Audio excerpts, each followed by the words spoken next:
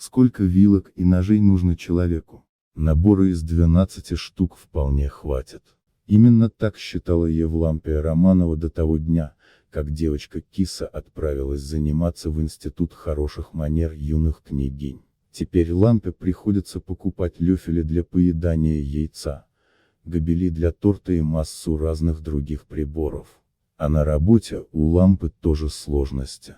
В агентство Макса обратилась Джейн Кабанова. Потенциальная клиентка с порога заявила, что не может заплатить за расследование, так как едва выживает на копеечную пенсию. Изможденный внешний вид и потрепанная одежда посетительницы подтверждали это. Кабанова рассказала о пропавшем около 20 лет назад сыночке Сереже. А недавно Джейн увидела по телевизору интервью с бизнесменом Сергеем Решеткиным и узнала в нем сына по отсутствующему мизинцу на левой руке. Кабанова просит сыщиков найти Решеткина и доказать, что она является его матерью. Макс и Лампа согласились помочь бесплатно несчастной женщине, не подозревая, что Джейн на самом деле очень богатая дама, владелица загородного особняка и нескольких квартир в Москве.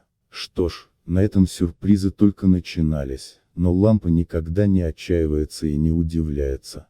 Даже увидев объявление в подъезде, лифт отключен на время ремонта лестницы.